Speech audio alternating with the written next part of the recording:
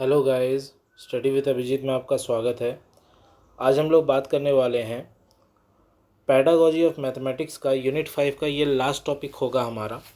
इसके बाद हम लोग pedagogy of physical science start कर देंगे। टॉपिक का नाम है आपका प्रोजेक्ट बेस्ड मेथड। तो प्रोजेक्ट बेस्ड मेथड में हम लोग प्रोजेक्ट बनाते हैं और इसके अंदर क्या क्या चीज़ें करनी होती है उसे ही आज हम लोग डिटेल में डिस्कस करेंगे। तो चलिए वीडियो को शुरू करते हैं। देखिए, प्रोजेक्ट बेस्ड मेथड, इस मेथड के फाउंडर जॉन डीवे को माना जाता है। Based on the principle of learning by doing, यानी करके सीखने पे इसे जोर दिया जाता है इस मेथड में।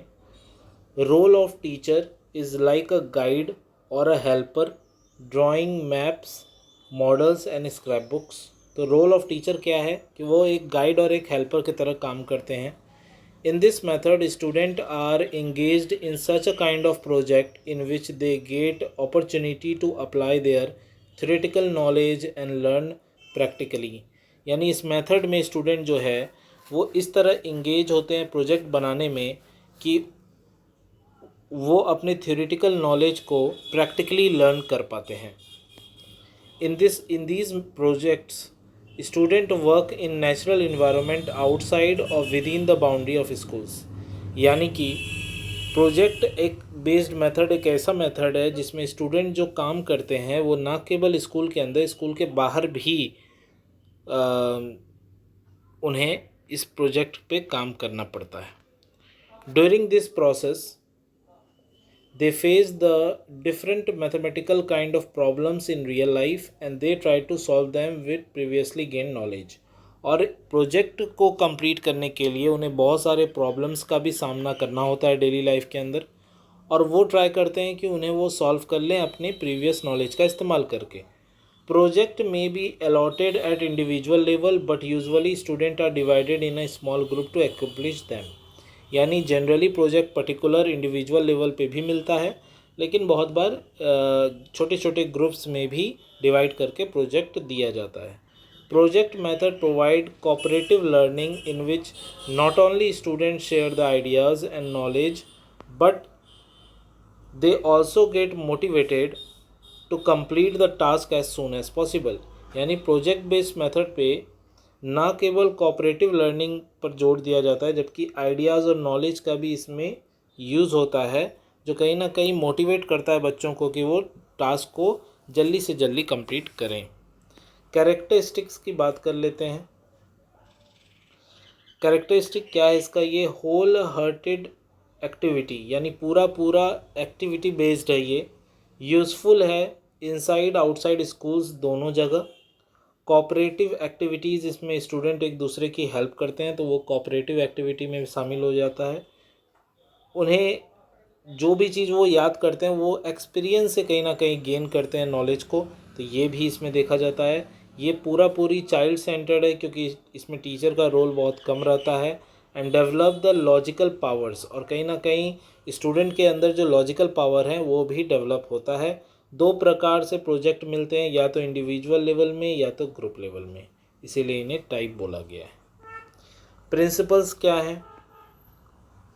तो principle of purpose, principle of freedom, क्योंकि इसमें फ्रीडम मिलता है बच्चे को। प्रिंसिपल ऑफ एक्सपेरिमेंट, एक्सपेरिमेंट करके सीख रहा है।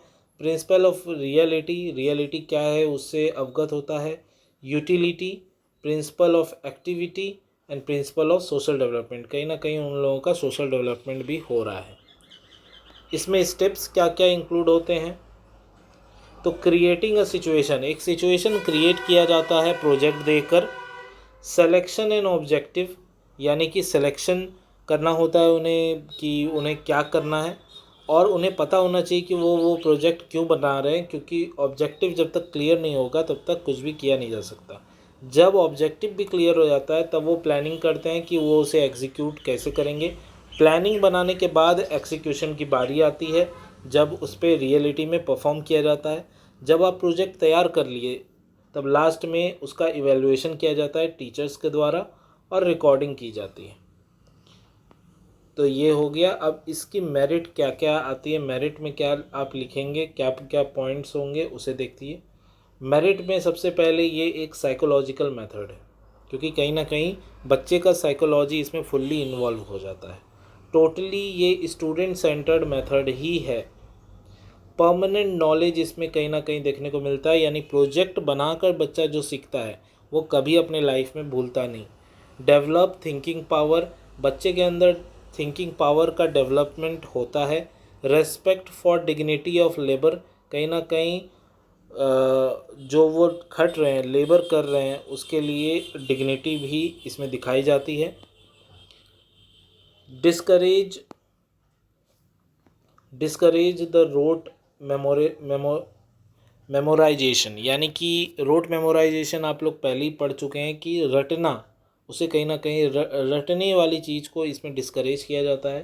प्रैक्टिकल नॉलेज पे ज़्यादा जोर दिया जाता है। लर्निंग बाय डूइंग प्रोसेस को ज़्यादा तवज्जो दी जाती है। इट हेल्प स्टूडेंट टू को relate the mathematical knowledge with real life problems, कहीं ना कहीं स्टूडेंट को रिलेट करना पड़ता है अपने नॉलेज को अपने रियल लाइफ प्रॉब्लम से। It is a social activity that help to promote the friendly environment among student, और ये क्योंकि एक सोशल एक्टिविटी है तो ये कहीं ना कहीं फ्रेंडली इन्वायरमेंट भी बच्चे के आसपास क्रिएट होता है। Student share their ideas and experience with each other, एक दूसरे से आइडियाज़ और एक्सपीरियंस का वो लोग शेयर करते हैं। It give confidence to the student, कहीं ना कहीं कॉन्फिडेंस का बिल्टअप होता है स्टूडेंट के अंदर। Student learn so many other things during the project in real life scenario, यानी कि बहुत सारी नई चीज़ें उन्हें सीखने को मिलती है। And student remain active and enjoy through out the project, यानी पूरा प्रोजेक्ट बनाते वक्त स्टूडेंट ना केवल एक्टिव रहता है जबकि वो उस पढ़ाई को एंजॉय भी कर रहा होता है। ये सब इसके मेरिट्स हैं जो आप जानते ही हैं। अब देख लीजिए इसके डीमेरिट क्या क्या हैं। अब आप जानते हैं कि एक प्रोजेक्ट तैयार करने में सप्ताह भर का समय मिनिमम लगता ही है, तो ये बहुत ही टाइम कंज्यूमिंग मेथड है। सिलेबस इस तरह कवर नहीं किया जा सकता, तो syllabus can not be completed in time. ये बहुत ही एक्सपेंसिव मेथड भी है, क्योंकि हर एक प्रोजेक्ट को बनाने में बहुत मेहनत लगती है, बहुत सारे इक्विपमेंट्स लगते हैं, तो थोड़ा एक्सपेंसिव भी हो जाता है। Require the highly experience teacher, अब टीचर्स भी ऐसे होने चाहिए, जैसे बच्चा अगर कुछ सोच नहीं पा रहा, प्लानिंग नहीं कर पा रहा, तो उसे किसी डायरेक्शन में दिखाने के लिए टीचर भी वैसे एक्सपीरियंस होने चाहिए। Suitable for small group only, ये स्मॉल ग्रुप्स के लिए सिर्फ सुटेबल है, अगर ग्रुप बड़ा कर दें तो प्रोजेक्ट कंप्लीट करना मुश्किल हो जाएगा। नेगलेक्ट इंडिविजुअल डिफरेंसेस, ये कहीं ना कहीं इंडिविजुअल डिफरेंसेस को ये मेथड नेगलेक्ट करता है। Usually text book are not designed according to this method, और टेक्स्ट बुक जो हम यूज़ करते हैं या आप यूज़ कर रहे हैं, आप देख ही रहे होंगे कि टेक्स्ट बुक इस मेथड के अनुसार डिज़ाइन नहीं किया हुआ है, और यही इसके डीमेरिट्स हैं। और इसी के साथ जो है हमारा पेडागोजी ऑफ मैथमेटिक्स ख़त्म हो गया है। टोटल यूनिट 5 थे, इसमें यूनिट 5 भी आज ओवर हो गया। अब आप टेलीग्राम चैनल पे जाकर वहाँ पर ये PDF डाउनलोड कर लीजिएगा, क्योंकि इस वीडियो के जस्ट बाद मैं PDF भी वहाँ पर अपलोड कर दूँगा। अगर आपको वीडियो पसंद आया है तो प्लीज़ वीडियो को लाइक कीजिए और चैनल को सब्सक्राइब कीजिए। थैंक यू फॉर वॉचिंग, मिलते हैं अगले वीडियो में, तब तक के लिए ऐसे ही देखते रहिए स्टडी विद अभिजीत।